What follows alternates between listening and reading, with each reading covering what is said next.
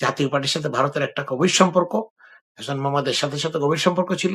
তাকে royal agent বলে মনে করা হতো। এই জিনিসগুলোকে হেলাফেলা করে খুব হালকাভাবে দেখার কোনো সুযোগ নেই। আওয়ামী লীগকে নিষিদ্ধ ঘোষিত করা হয়। আওয়ামী লীগের কার্যক্রম নিষিদ্ধ থাকে। তো জাতীয় পার্টি আওয়ামী লীগের গত ১৫ বছরের ১৮ বছরের অ্যা সঙ্গী সরকারেরই ছিল বলা হুম। যায়। বিরোধী দল নামমাত্র। তাদেরকে কেন বিচারের আওতায় আনা হবে না? আমাকে একটু বলেন দেখি আপনারা। একটু সবার কাছে জানতে চাই আমি। কি হিসাবে তাদেরকে বিচারের আওতায় আনা হবে না? ভারত আর তারেক রহমান সরকারে আসার পরপরই ভারত চেষ্টা করেছে যেন বাংলাদেশের প্রধানমন্ত্রী তার ১ম সফর ভারতে যান। এটা বিশ্বের কাছে তাদের একটা প্রেস্টিজ। আমি মনে করি যে এটা খুব ভালো একটা সম্পর্ক, বৃহৎ প্রতিবেশী, আমাদের সাথে একটা সৌহার্দ্য সম্পর্ক। সেটা কিন্তু তারা কিন্তু অনেক চেষ্টা করেছে এবং তারপরেও এই ভারত সফরে প্রধানমন্ত্রী একটা পর্যায়ে যাইতেন। হয়তো এখনই যেতেন, আমি ধরে নিলাম। কিন্তু ৫ই আগস্টে যে শেখ হাসিনার সাংবাদিক সম্মেলনটা ভারত সরকারের তত্ত্বাবধানে হলো, ফরেন জার্নালিস্ট ক্লাব ইত্যাদির নামে, সেটাই কিন্তু বাংলাদেশ সরকারকে এইভাবে একটা স্ট্রং এবং খুব হার্ড লাইনে যেতে বাধ্য করেছে। বাংলাদেশ সরকার কিন্তু এটা নিজের থেকে যায়নি। ৫ই আগস্টের পরেই কিন্তু সরকার পররাষ্ট্র মন্ত্রণালয়ে বিশাল একটা চিঠি এবং কূটনৈতিক ভাষায় এটা কিন্তু খুব কড়া একটা চিঠি। এত বড় চিঠি আমি তো কখনো দেখিনি। পররাষ্ট্র মন্ত্রণালয় দিয়েছে। সেটা গণমাধ্যমে এসেছে এবং তার ভাষা এবং তার যেই আপনার যে বাচনভঙ্গি থেকে শুরু করে তাদের মনোভাব, কঠোর মনোভাব কিন্তু ভারতের ব্যাপারে প্রতিবাদ করেছে বাংলাদেশ। তো এরপরে বাংলাদেশ থেকে ভারতে যাওয়া প্রধানমন্ত্রীর এটার আপাতত কোনো একটা ভালো পরিস্থিতি আমরা দেখছি না এবং কোনো মানে কোনো সম্ভাবনাও দেখছি না। তারপরে দীনেশ ত্রিবেদী সাহেব দৌড়ঝাঁপ শুরু করলেন। নতুন যে বাংলাদেশে নিযুক্ত রাষ্ট্রদূত হাই কমিশনার, উনি একজন মন্ত্রীর পদমর্যাদায় ভারত সরকার তাকে নিযুক্ত করেছে। উনি একজন রাজনীতিবিদ। উনি কিন্তু ডিপ্লোম্যাট না। উনি এসে প্রধানমন্ত্রীর সাথে ডাইরেক্ট দেখা করলেন অভূতপূর্বভাবে। এখান থেকে আবার ভারতে উড়ে গিয়ে পরের দিন সেই বৈঠকের যে ব্রিফিং সেটা আবার প্রধানমন্ত্রী মোদিকে করলেন। এগুলো কিন্তু সচরাচর হয় না। এবং আমরা দেখছি এগুলো। একই সাথে রয়ের প্রধানও এম সে ভদ্রলোকও এসেছিলেন। পরাগ জৈন। উনি বোধহয় ঢাকাতে একটা মিটিং করেছেন, চেষ্টা করেছেন। ভারতের সাথে বাংলাদেশের সম্পর্কটা যেন স্বাভাবিক হয়। কিন্তু তাদের প্রধান চেষ্টা ছিল হাসিনাকে যে আপনারা চাচ্ছেন আমরা দিয়ে দিতে চাই, আমরা দিয়ে দেব। রাখার আমাদের কোনো ইচ্ছা নাই। আপনাদের দেশের আইন অনুযায়ী তার ব্যবস্থা আপনারা করবেন। কিন্তু তার নিরাপত্তাজনিত কারণ, তার ইত্যাদি, তার পজিশন, তার অবস্থান, তার যে বয়স সবকিছু বিবেচনা করে তারা কিছু অবাস্তব দাবি করেছে যেটা বাংলাদেশের পক্ষে পূরণ করা আদৌ সম্ভব কিনা এটা সরকার সিদ্ধান্ত নেবে। এসএসএফ এর সিকিউরিটি থেকে শুরু করে আপনার তাদের পয়েন্ট যমুনা বা ইত্যাদি কোনো একটা রাষ্ট্রীয় অতিথি ভবনে তাকে রাখতে হবে পূর্ণ রাষ্ট্রীয় নিরাপত্তায় এবং তাকে তার যে বিচার হবে বা তার যে বিচার হচ্ছে, রায় হয়েছে ইত্যাদি ব্যাপারে তাকে ফুল রিপ্রেজেন্টেশন এর পারমিশন দিতে হবে। সে যদি বিদেশ থেকে কাউন্সিল লয়ার আনতে চায়, আইনজীবী আনতে চায় সেটাও পারমিশন দিতে হবে। এই কথাগুলো কিন্তু পরাগ যেন বলে গেছে। আমরা সমষ্টিত সূত্রে খবর পেয়েছি। কিন্তু বাংলাদেশ সরকার এসব ব্যাপারে কোনো মতামত এখনো দেয়নি। কিন্তু তারা গতকাল এই ভারতের প্রচার মাধ্যমের মানে ক্রমাগত প্রচারণার পরে যারা বারবার বলছে ২১ থেকে ২৪ নাকি তারেক রহমান বাংলাদেশের প্রধানমন্ত্রী ভারত সফরে যাচ্ছেন। যেহেতু ২০ তারিখে বাংলাদেশে একটা গুরুত্বপূর্ণ একটা নিয়ম রক্ষার নির্বাচন বলেন, যাই বলেন, রাষ্ট্রপতি নির্বাচন হবে। তারপরে নাকি উনি যাচ্ছেন এবং আ তারা এটা আশা করছে এবং তারা এটা এমন একটা ভাবে বলছে যে বাংলাদেশ যেতে বাধ্য।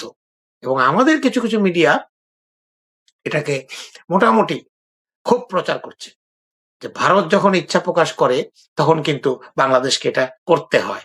আমাদের স্বৈরাচারের দোসর জাতীয় পার্টির চেয়ারম্যান সাবেক প্রেসিডেন্ট এরশাদের স্বৈরাচারী প্রেসিডেন্ট এরশাদের ভাই গোলাম কাদের সাহেব উনি আবার গতকাল দেখলাম উনি টক শোতে কিংবা সাক্ষাৎকারে বললেন যে ভারত এত অনুরোধ করছে, ভারতের অনুরোধ কিন্তু যদি এভাবে প্রত্যাখ্যান করি ভারত এটা ভালোভাবে নেবে না। আপনি অবস্থাটা চিন্তা করে দেখেন এইসব লোক এখনো পর্যন্ত বাইরে মুক্ত অবস্থায় রাজনীতি করছে বাংলাদেশে। জুলাইয়ের পরে কিভাবে সম্ভব? সেই লোক কিন্তু ২-৩ বছর আগে ২ বছর আগে ভারত থেকে ফিরে এসে এয়ারপোর্টে তাকে জিজ্ঞাসা করেছিল, "কি আলোচনা হলো?" উনি বলেছিলেন, "আলোচনা অনেক কিছু হয়েছে কিন্তু আমি এটা আপনাদেরকে বলতে পারব না। কারণ ভারত সরকারের পারমিশন ছাড়া বা তারা যদি প্রকাশ করে করতে পারে আমি এটা আপনাদেরকে জানাতে পারব না।" তার মানে এ গোপন আলোচনা এবং জাতীয় পার্টির সাথে বিভিন্ন আলোচনা, বিভিন্ন প্ররোচনা করে বহু বছর ধরে কিন্তু ভারত এবং ভারতের গোয়েন্দা সংস্থা বাংলাদেশের রাজনীতিকে নিয়ন্ত্রণ করার চেষ্টা করেছে। আপনারা দেখেছেন যে ১৪ সালে সুজাতা মেহতা থেকে শুরু করে ১৮ সালের নির্বাচন প্রত্যেকটা জায়গাতে কিন্তু জাতীয় পার্টির সন্দেহজনক আচরণ এবং হোসেন মোহাম্মদ এরশাদ উনি নির্বাচনে যেতে চাননি। উনাকে নাকি শারীরিকভাবে মারধর পর্যন্ত করা হয়েছে তৎকালীন ডিজিএফআই এর প্রধান জেনারেল আকবর তাকে নাকি সিএমএইচ চর মেরেছিলেন বলে আমরা শুনেছি। কত দুঃখজনক কথা। খুব দুঃখজনক এবং একজন বয়োজ্যেষ্ঠ এবং সিনিয়র সিটিজেনকে এবং সাবেক রাষ্ট্রপতি তাকে এভাবে করে জোর করে মারধর করে তাকে নির্বাচনে নিয়ে এসে শুধু কি নির্বাচনটাকে বৈধতা দেওয়ার জন্য। তারপরেও জাতীয় পার্টির যেসব নেতা আছেন, যেসব মন্ত্রী হয়েছিলেন আনিসুল ইসলাম মাহমুদ সহ এবং এখন যেটা বেশি কথা বলে পটপট করে যে শামীম হায়দার পাটোয়ারি বলে এক লোক আছে ব্যারিস্টার নাকি, উনি তো আওয়ামী লীগের পক্ষে যেভাবে কথা বলেন, আওয়ামী লীগের লোকরা এভাবে কথা বলেন না। শেখ হাসিনাকেও মিস করেন। শেখ হাসিনা কেন আসতে পারবে না? কেন ৩২ নম্বর ভাঙা হবে? কেন ইত্যাদি এদেরকে অবিলম্বে সন্ত্রাস বিরোধী আইন বলেন, দেশদ্রোহী আইন বলেন তাদেরকে গ্রেফতার করে জেলখানায় রাখেন। ওদের মুক্ত থাকার কোনো অধিকার নাই আমি মনে করি। কারণ এই ধরনের দলটা যদি আওয়ামী লীগকে নিষিদ্ধ ঘোষিত করা হয়, আওয়ামী লীগের কার্যক্রম নিষিদ্ধ থাকে, জাতীয় পার্টি আওয়ামী লীগের গত ১৫ বছরের ১৮ বছরের অ্যা সঙ্গী সরকারেরই ছিল বলা যায়। বিরোধী দল নামমাত্র। তাদেরকে কেন বিচারের আওতায় আনা হবে না? আমাকে একটু বলেন দেখি আপনারা। একটু সবার কাছে জানতে চাই আমি। কি হিসাবে তাদেরকে বিচারের আওতায় আনা হবে না? তাহলে হাসিনাকে কেন বিচারের আওতায় আনছেন? হাসিনা তো একা ছিল না। তার সাথে তো জাতীয় পার্টি পূর্ণ সমর্থন তাকে দিয়েছে। বিশ্বব্যাপী তার পাতানো মিডনাইট, আমি, তুমি, ডামি ইত্যাদি নির্বাচন পৃথিবীর ইতিহাসে তো আমার মনে হয় পলিটিক্যাল সায়েন্স এর বইয়ে এই ধরনের নির্বাচনগুলোর নাম আগে ছিল না। এগুলা শেখ হাসিনার কারণে এই নামগুলো বিশ্ববাসী পেয়েছে। পলিটিক্যাল সায়েন্স স্টুডেন্টরা এগুলো পড়বে। তাহলে কেন আপনি তাকে কিছু করবেন না? তার বিচার হবে না? তাহলে আওয়ামী লীগকে কেন আপনারা এক এ ব আপনার কার্যক্রম নিষিদ্ধ করলেন?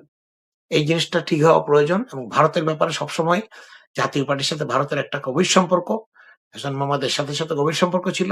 তাকে রয়্যাল এজেন্ট বলে মনে করা হতো। এই জিনিসগুলোকে হেলাফেলা করে খুব হালকাভাবে দেখার কোনো সুযোগ নেই এবং ভারত উনি যাবেন না এই মুহূর্তে। এটাই হলো কথা। অনেকগুলি কারণ আছে তার মধ্যে। যেমন বলেছেন শেখ হাসিনাকে ফেরত, হাদি হত্যার যারা হত্যা করেছে তাদেরকে আশ্রয় দিচ্ছে তাদেরকে ফেরত। ইত্যাদি নিয়ে উনি এই মুহূর্তে যাবেন না। হয়তো সামনে যাবেন, আমেরিকা যাবেন, আমেরিকা থেকে আসার পরেও ভবিষ্যতে যাবেন, কখন যাবেন এটা উনি জানেন। কিন্তু এই মুহূর্তে ভারত যাওয়ার এবং ব্রিকস সম্মেলনে আমরা কোনো মেম্বারও না। ওখানে যেয়ে আমাদেরকে ওই চামচামি করা এবং আমাদেরকে ওখানে মানুষকে বিশ্ববাসীকে দেখানো যে বাংলাদেশ ভারতের কথায় উঠে বসে, এটা করার জন্য বাংলাদেশে এখানে যাওয়া উচিত হবে না। আমি অনুরোধ করব এটা যেন এই সিদ্ধান্তটা যেন তারেক রহমান শেষ পর্যন্ত এট লিস্ট ইমিডিয়েটলি শেষ পর্যন্ত রাখেন।